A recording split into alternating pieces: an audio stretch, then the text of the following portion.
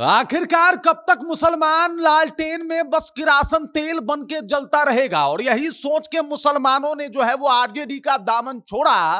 और आज आरजेडी की स्थिति देखिए, मात्र 25 सीटों पे आरजेडी सिमट के रह गई। और इसके पीछे का कारण है, आरजेडी जिस तरीके से मुसलमानों को अनदेखा करती थी, मुसलमानों ने ले लिया भाई साहब बदला। मुसलमानों ने इस बात का बदला लिया कि भाई आप हमें अनदेखा नहीं कर सकते, और इस बात का भी बदला लिया कि हम सिर्फ किरासन तेल नहीं है जो आपके लिए जलते रहेंगे। इस बात का भी बदला लिया कि असदुद्दीन ओवैसी का अपमान नहीं सहेगा मुसलमान। और इस बात को भी दिखा दिया कि भाई साहब हम अब इस बात से सिर्फ आपको वोट नहीं देंगे कि हमें भाजपा से डर लगता है, बल्कि हम किसी और के पास चले जाएंगे, जैसे प्रशांत किशोर। अब पूरी कहानी आपको बताऊंगा। मुसलमान जो कि बिहार में सबसे ज्यादा बड़ी आबादी है, अगर सबको हटा दिया जाए, मतलब सबको जाति में बांट दिया जाए और उसके बाद मुसलमान को एक तरफ रखा जाए, तो मुसलमान सबसे बड़ा आबादी है। और वैसे में मुसलमानों का आरजेडी से नाता तोड़ लेना, कहीं ना कहीं आरजेडी का डाउनफॉल यहीं से शुरू हुआ।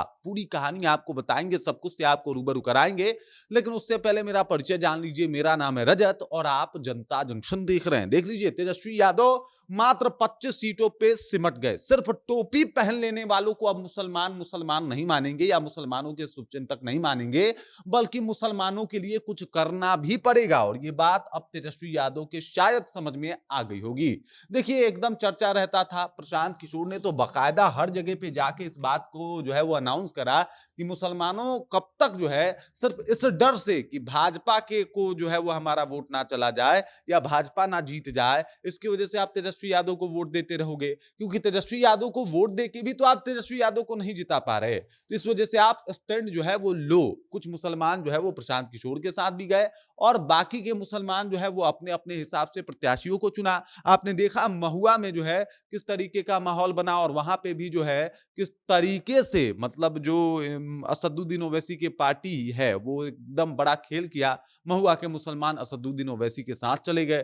तमाम तरीके का माहौल हुआ। ये वो आबादी है जो बिहार में सबसे ज्यादा है। 18% आबादी जो है वो मुसलमानों की है, अगर देखा जाए जनगणना के हिसाब से, तो जातीय जनगणना के हिसाब से तो। और वैसे में मुसलमानों की अनदेखी कब तक मुसलमान बर्दाश्त करता। आपने देखा होगा, प्रशांत किशोर ने कह दिया था कि भाई साहब मुसलमान सिर्फ आरजेडी के लालटेन में सिर्फ किरोसिन तेल का काम करते हैं, जो उनके लिए जलते हैं, बाकी उनको जो है वो तवज्जो नहीं होता। मतलब वो जलते हैं, लालटेन रोशन होता है, मुसलमानों का कुछ हो नहीं पाता। और असदुद्दीन ओवैसी ने आके कहा था बिहार में, इसी सीमांचल के क्षेत्र में, जहां पे तेजस्वी यादव की नैया डूबी नहीं है बल्कि छत विछत हो गई है, और वहां से एक बार फिर से असदुद्दीन ओवैसी ने बाजी मारा है। बाजी मार के उन्होंने अपने 5 विधायक बिहार से जिता के विधानसभा भेज भी दिया है। और यह आंकड़ा कहीं ना कहीं फिर से एक बार सबको चौंका रहा है।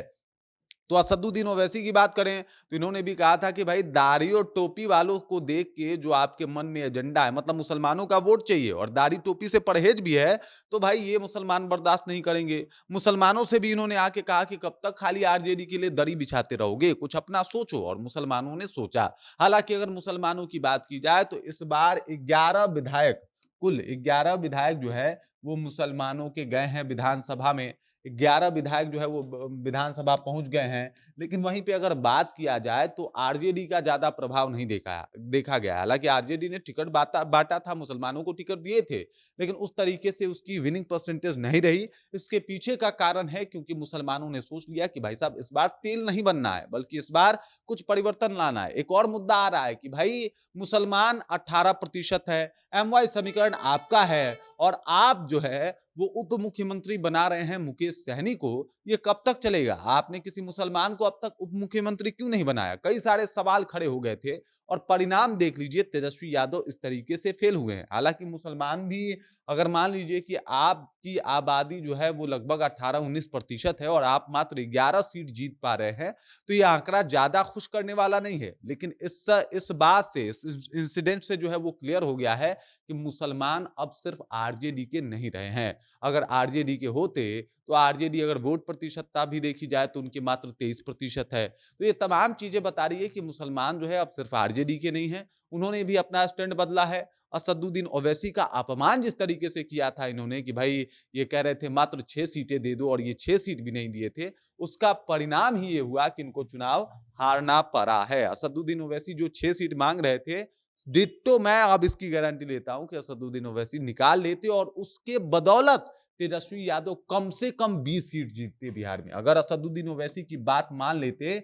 और असदुद्दीन ओवैसी को 6 सीट दे देते तो 6 सीट महागठबंधन तो एक्स्ट्रा जीतती ही। उसके अलावा तेजस्वी यादव 25 पे नहीं बल्कि कम से कम 50-55 का आंकड़ा छू रहे होते। कम से कम जो है वो मतलब 45 तो 20 सीटों का जो है वो चीजें जो है वो बदल ही जाती। लेकिन ये सोचा ही नहीं तेजस्वी यादव ने, मुसलमानों ने बदला लिया और चीजें अब आपके सामने है। मुसलमान एक बड़ी आबादी, मुसलमान जो बिहार में बहुतायत संख्या में पाए जाते हैं, उनका एक अपना लीडर ना होना, उनका एक अपना माहौल ना होना, ये तो कहीं न कहीं ज़िम्मेदार होता ही है। लेकिन इसके अलावा जब लीडर बने, प्रशांत किशोर लीडर बने, जब लीडर बने कई जगहों पे असदुद्दीन ओवैसी लीडर बने, तो उन्होंने आरजेडी का साथ छोड़ दिया और ये बात प्रूफ हो गई कि वो आरजेडी के साथ बस इसलिए थे क्योंकि आरजेडी से एक उनको लगाव नहीं था, बल्कि भाजपा से डर था और अब भाजपा का जो है वो सफाया करना है तो सिर्फ आरजेडी पे भरोसा नहीं करना, ये बात अब यहाँ के मुसलमान समझ चुके हैं। तेजस्वी यादव अगर 2030, 2035, 2040 में भी चुनाव लड़ने की सोच रहे हैं,